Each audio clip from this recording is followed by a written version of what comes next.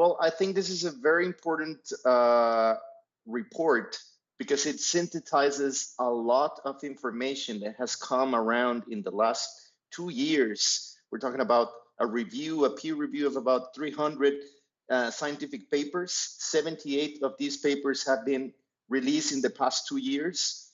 All very good scientific data that supports a common knowledge idea that in fact, indigenous peoples are the best guardians of the forest in Latin America. So what's new about it? First of all, we wanted to give a very comprehensive regional overview of this phenomena.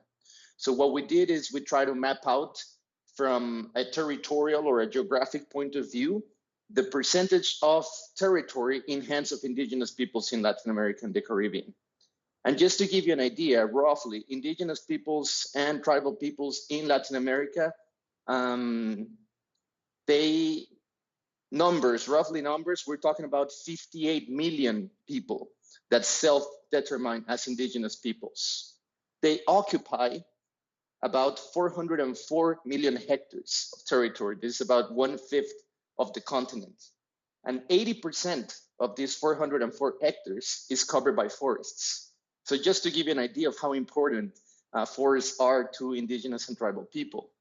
More specifically, looking at these forests and these territories, they occupy and control about 320 to about 380, depending on the accountability of million hectares of forest area. These would be equivalent to about 30% of all the carbon stored in tropical forests within the region. That would be about 14% of the total carbon stored in tropical forests in the world. That is more carbon stored than the entire carbon stored in DRC or Indonesia. This is 3 times the time of Colombia.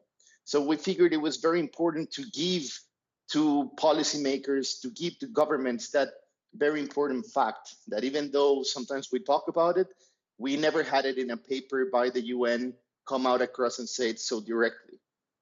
Another very important fact has to do with deforestation rates. And what we were able to prove and to verify is that indeed, in basically any country in Latin America, indigenous peoples and tribal peoples' territories, they tend to have less deforestation than other forests, even including nationally protected areas or naturally protected areas. This means that there is something about the way they relate to the environment, the way they preserve these resources. There are cultural phenomena attached to these populations that plays a very important role and makes them these key guardians.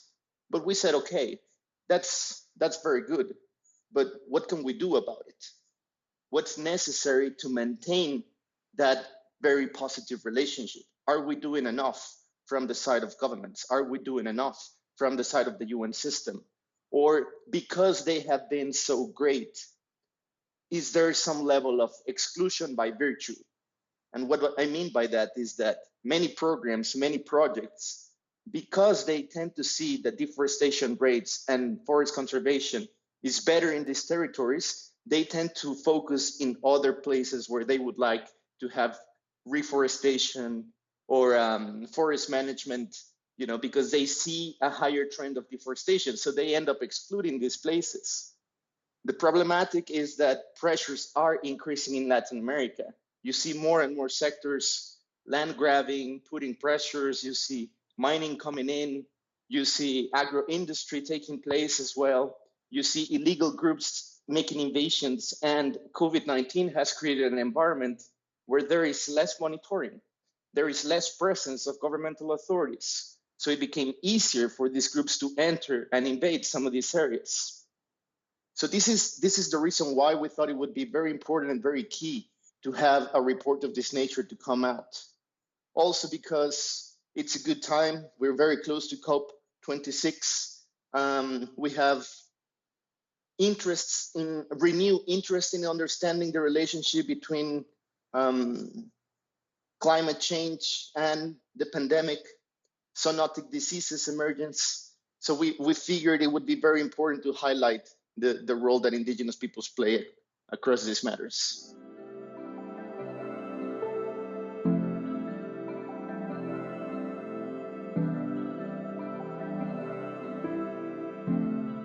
First, I'd like to mention that, for example, if we look specifically at deforestation rates, let's say in the Amazonic region, we will see that 45% of the forests that are considered to be intact are governed by indigenous and tribal peoples. So there is quite substantial evidence that this is a fact. Now, when we went into the report, we try to have a very pragmatic view in terms of understanding what could be the factors, what would be the key factors to understand why is it that they are so good at it. And we basically came with 5 categories, or we try to have a comprehension of about 5 fundamental factors. The first and foremost has to do with culture and has to do with cosmology and the way the traditional knowledge embraces a relationship with the environment that is not necessarily, as we would say, anthropocentric. Let's say the relationship between the human being and nature it's on the same level. It's not necessarily one serves the other one. And I think it's a generalization, but somehow this tendency in terms of this cultural interpretation of the phenomena happens to be very important. A second factor has to do with the fact that they do not operate as individuals. They operate collectively. They tend to value community systems, and therefore the role of a territory and recognizing land rights from a collective point of view plays a fundamental role in allowing these communities to maintain these cultural practices. Others has to do with the fact that at least 50% of indigenous territories in Latin America and the Caribbean, they overlap with naturally protected areas. So naturally protected areas, they play a very important role in terms of environmental conservation. And because there is this big overlap, it also creates another mechanism of protection to ensure that certain industries or certain projects do not happen in some of these places. That also has to be attributed to restrictions in terms of the use of land. What can you do with, what type of concessions does the government give you in terms of allowing certain types of enterprises to take place? For example, in the great majority of countries in Latin America, we call it usufruto, which basically means that indigenous peoples can live and enjoy, fulfill their lives in these territories, but they cannot, for example, operate a mining corporation. They are not responsible, or they do not have land rights specifically for, let's say, a gas jazzment that is below their ancestral territory. So there are some restrictions in terms of what you can do with these territories. And also there is a very important element that has to do that in many countries, due to our colonial history, ancestral and indigenous territories are located far away from cities. They tended to be as far away as possible. Therefore, they were not very accessible from an agronomic point of view, from a developmental point of view. And therefore, they were able to maintain a lot of their social, communal, and environmental systems in place, even today. The problem is that many of these things are changing rapidly. So these are some of the factors that explain why we see a much better conservation of forests by indigenous and tribal peoples in Latin America and the Caribbean.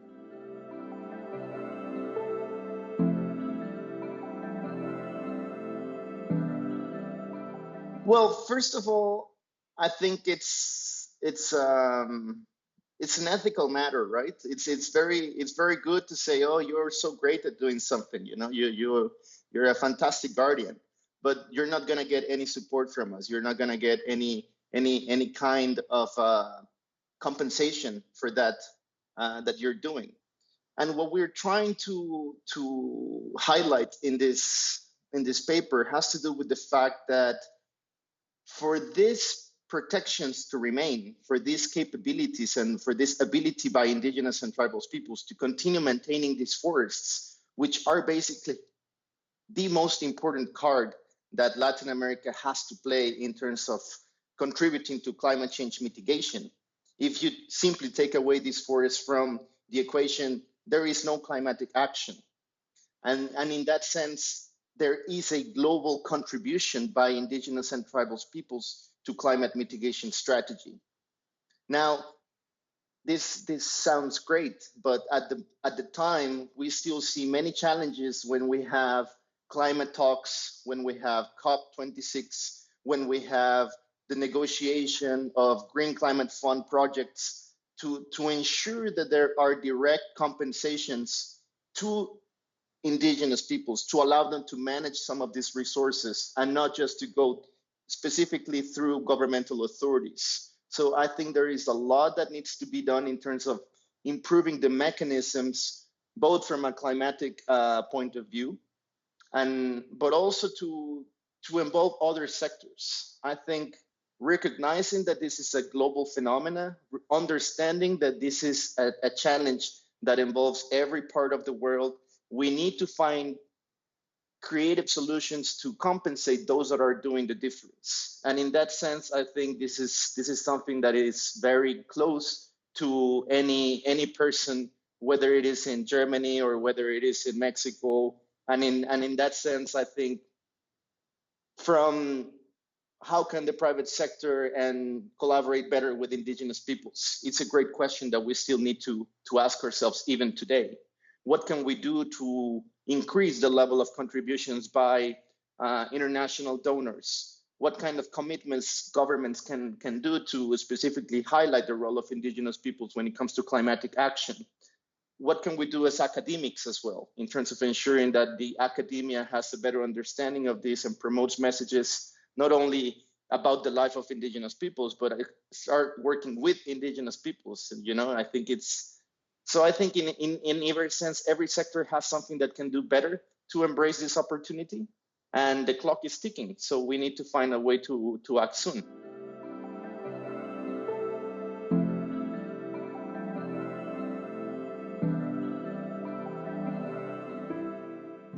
I think the biggest debate and the biggest threat is thinking that indigenous peoples are poor, thinking that they are vulnerable.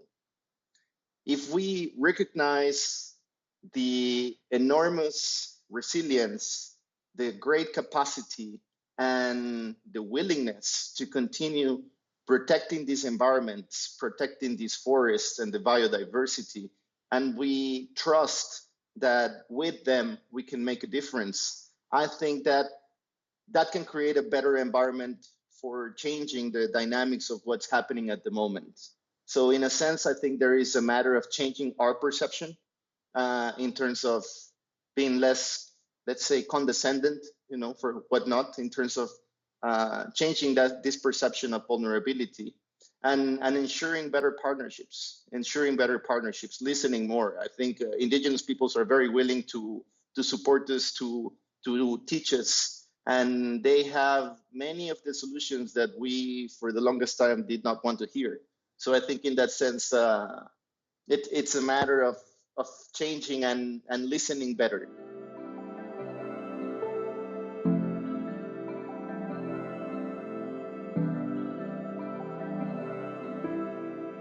I think if you look at all of the 7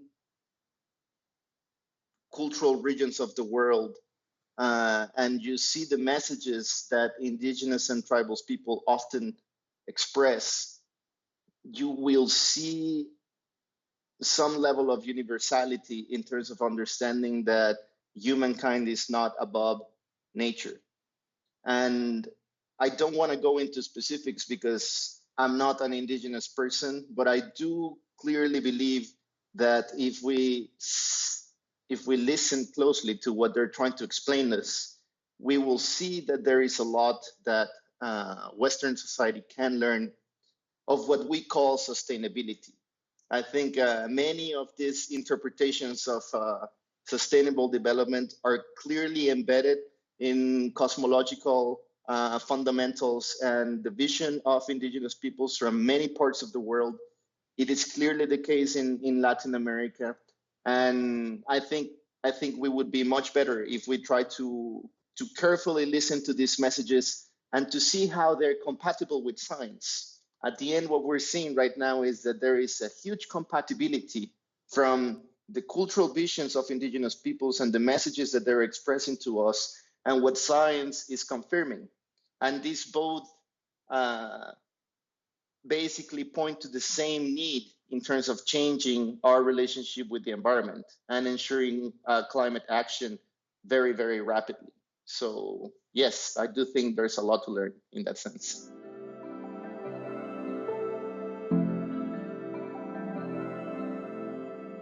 I think first and foremost, it's very important to read the report and to be more familiar with the key facts from both a scientific point of view and from a policy point of view.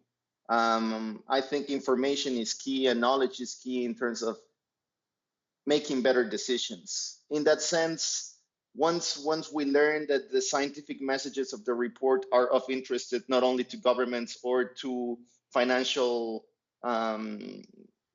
let's say, key holders, we can better relate to this opportunity. At the end, what we're trying to present, it's an opportunity.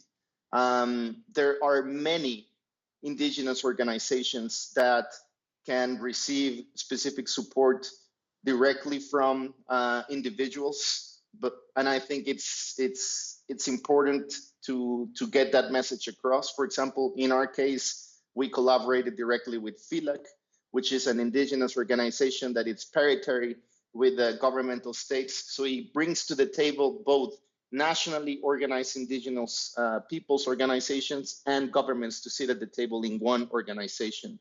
Some of our materials, such as a promotional video that we created and we can gladly share with your audience, but were elaborated by If Not Us, Then Who, which is basically an NGO that is directed by indigenous peoples, that captures images by indigenous peoples for them to tell us about this, their wonderful job and the projects that they're doing. So in a sense, I think it goes to the idea of learning more about this matter, finding who is doing what, and trying to find at the same time enough political pressure to ensure that governmental representations take this matter into hands. Bilateral relationships somehow need to respond to your audience and to individuals. And if this becomes something that, let's say in your country, people become politically engaged with, that can help a lot as well.